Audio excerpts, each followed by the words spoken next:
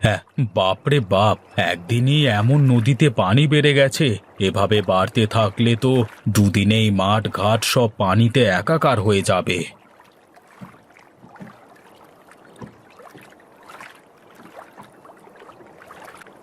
কি দাদা, একা একা নদীর ধারে দাঁড়িয়ে দাঁড়িয়ে কি দেখো? দেখবার মতো তো কিছুই নেই রে। নদীর পানি কিভাবে বাড়ছে তাই দেখছি। হ্যাঁ, পানি বারবার কমবার সাথে তোমার কি সম্পর্ক বলো তো? কেন রে? নদীর পানি বেড়ে গেলে তো তোর মজা, কিন্তু আমাদের মতো যারা চাষবাস করে খায় তাদের কি দুর্ভোগ, সে কথা কি একবারও ভেবেছিস?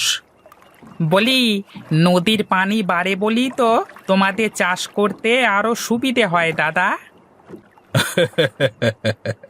তুই যা বুঝিস না তোকে তা বোঝানো যাবে না, বুঝলি? হ্যাঁ, সত্যি কথাই বলেছো দাদা। যে যা বুঝতে চায় না তাকে তা বোঝানো উচিত না। তা তুমি কোথাও যাবে না? এখানেই দাঁড়িয়ে থাকবে নাকি?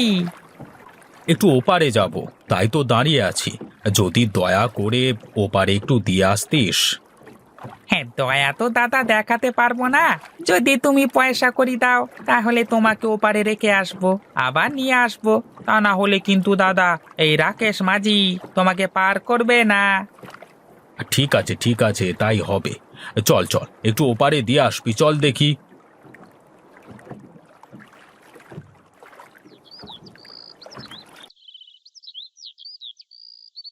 কই গো বৌমা, তোমার কি ঘুম ভাঙলো? বেলা কত হলো? এ কি মা, আপনি কেন উঠোন ঝাড়ু দিচ্ছেন? আমি উঠেই তো ঝাড়ু দিতাম। বসে বসেই তো খাই, তাই ভাবলাম একটু দেখি তো উঠোনটা ঝাড়ু দিয়ে।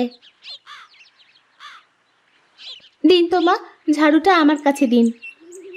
না বৌমা, আর তো এইটুকুনি আছে, ও আমি আস্তে আস্তে ঝাড় দিয়ে দেব। তুমি যাও, গিয়ে রান্নাঘরে গিয়ে জল খাবারটা করো দেখি। ঠিক আছে মা, আপনি তাহলে এইটুকু ঝাড়ু দিয়ে রান্নাঘরে আসেন, আমি গিয়ে রান্না চড়াই, কেমন?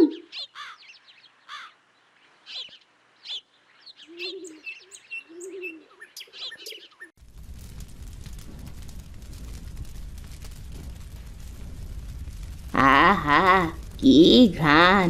বাইরে থেকেই বোঝা যাচ্ছে যে বাড়িতে ইলিশের পাতুরি রান্না হচ্ছে।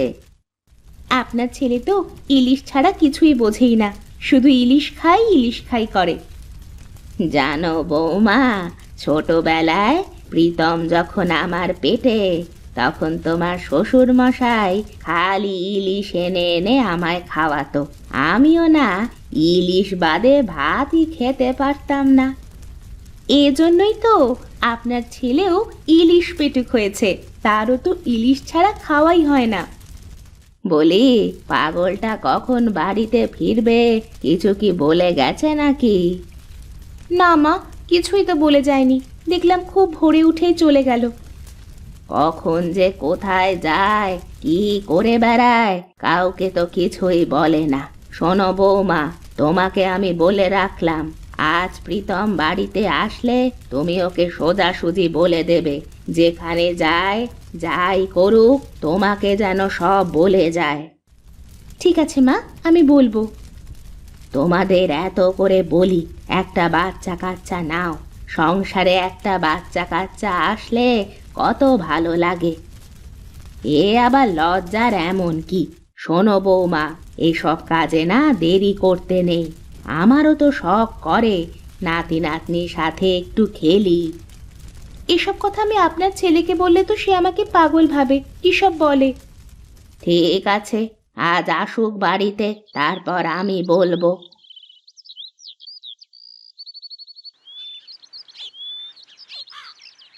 এ কি, সুজয় হরিহর কাকার সাথে এমন করে কথা বলছে কেন? একবার দেখতে হয় তো গিয়ে।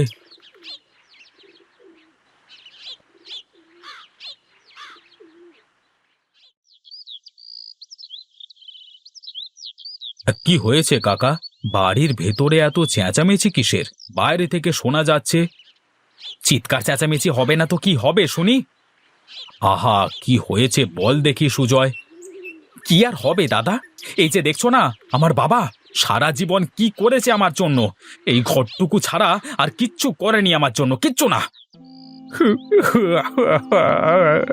কি বলছে? দেখ দেখ সুজয়, তোর কথায় এই বয়স্ক মানুষটা কিভাবে বাচ্চাদের মতো করে কাঁদছে। ওকে কিছুই বলবার দরকার নেই রে বাবা, ও তো ঠিকই বলেছে। কি করলাম আমি ওর জন্য? কাকা তুমি কেঁদো না তো, যাও তুমি ঘরের ভেতরে যাও। সুজয় চল, তুই আমার সাথে বাইরে চল।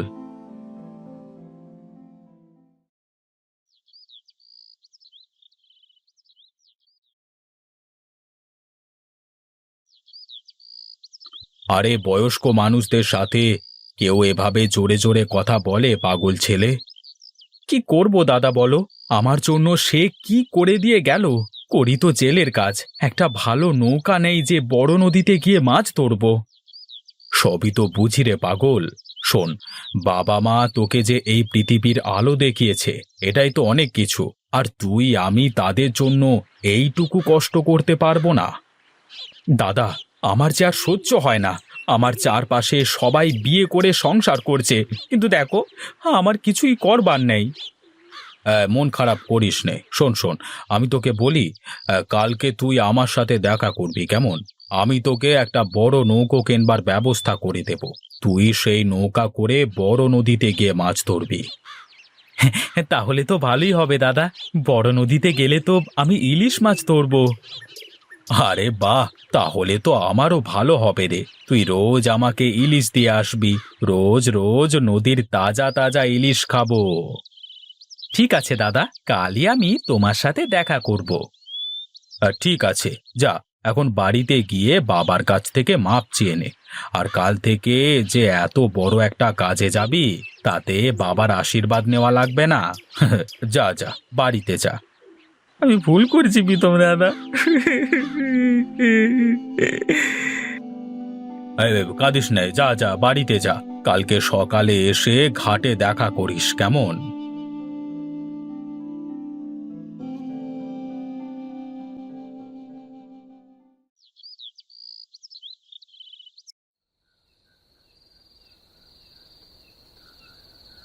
কি গো, আজ এত চুপচাপ কেন? তুমি তো কোনো সময় এমন চুপচাপ করে বসে থাকো না। কি করব? তুমি তো সারাদিন কাজে কামে বাইরে থাকো, আমার তো ঘরে একা একা থাকতে হয়। কেন, বাড়িতে তো মা আছে। তুমি মায়ের সাথে কথা বলবে, গল্প করবে, প্রয়োজনে তুমি তার ঘরে গিয়ে তার সাথে থাকবে।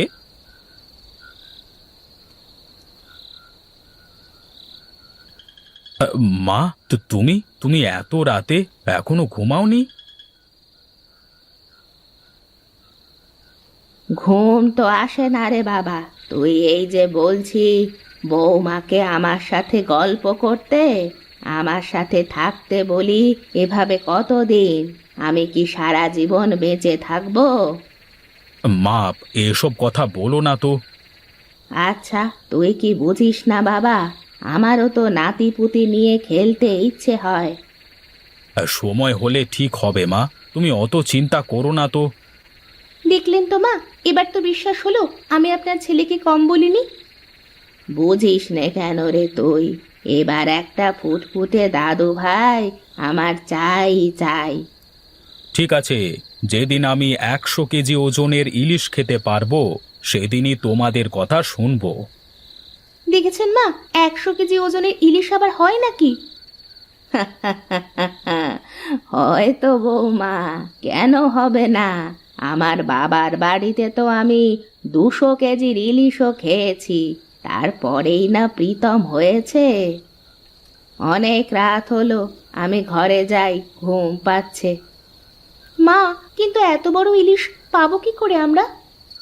ও চিন্তা তোমার করা লাগবে না, আমি দেখব। তোমরা এখন খাওয়া দাওয়া শেষ করে ঘুমাও।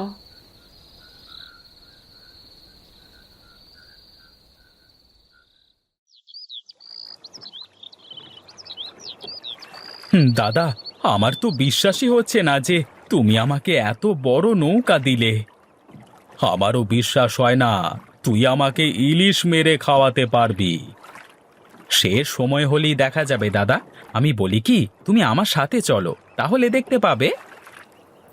আরে না রে না, আমার পানিতে খুব ভয় করে, তা না হলে যেতাম তো তোর সাথে। তাহলে এখন আমি যাই দাদা, ও বেলায় ইলিশ নিয়ে তারপর দেখা হচ্ছে।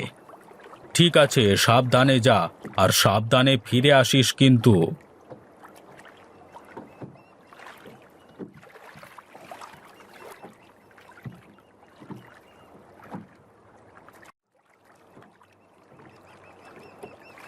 কি খবর দাদা, ওপারে যাবে নাকি? হ্যাঁ না রে, ওপারে আর যাব না, এমনি দাঁড়িয়ে আছি। দাদা, এই হরির বেটা সুজয় নাকি বড় নৌকা কিনলো বড় নদীতে ইলিশ ধরবে বলে। হ্যাঁ রে, তা তুই কি ওর সাথে যাবি নাকি? ও তো একলা মানুষ, একজন সঙ্গী হলে ভালোই হয়। কি করব ভাবছি দাদা, কিন্তু তার আগে বলো, ওর নৌকায় তুমি আমাকে যেতে বলছো কেন? কারণ ওই নৌকাটা আমি ওকে কিনে দিয়েছি। ও মাছ ধরবে আর টাটকা টাটকা ইলিশ আমাকে খাওয়াবে। তাই বলো, তাহলে কিন্তু দাদা তুমি সুজয়কে বলে দিও, আমি কিন্তু কাল থেকেই ওর সাথে মাছ ধরতে যাব।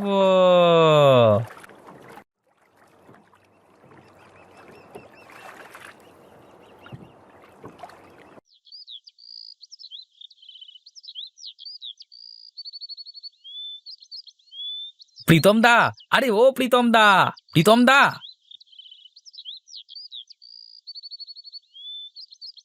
হে মা, এ তো অনেক বড় মাছ। কোথায় পেলে তোমরা এত বড় মাছ? হ্যাঁ দাদা, আমরা আজ নদীতে গিয়েই এই মাছটা জালে আটকিয়েছি, অনেক কষ্টে ধরেছি মাছটাকে। আমার তো বিশ্বাসই হচ্ছে না রে, এত বড় ইলিশ কিভাবে হয়? দাদা, আমরাও তো প্রথমে ভেবেছিলাম কোনো প্রাণী হবে হয়তো, পরে দেখি একটা ইলিশ। যাক, এবার তাহলে আমাদের সকলের মনের আশা পূরণ হবে, তাই না মা? হ্যাঁ হ্যাঁ, এটা তো 100 কেজির ইলিশই ধরা চলে। ওহ, তোমরা থামবে একটু। তারপর সুজয় বল, এবার এই মাছ দিয়ে কি হবে? দাদা, এই মাছটা তোমার, বৌদিমণি মাছটা রান্না করবে আর আমরা সবাই মিলে মজা করে তা খাবো। বেশ বেশ, এবার তাহলে তোরা মাছটা রেখে যা, মা আর তোদের বৌদি রান্না করুক, তারপর আমরা সবাই মিলে ও বেলায় একসাথে বসে খাবো। ঠিক আছে দাদা, তাহলে আমরা বাড়ি থেকে আসছি।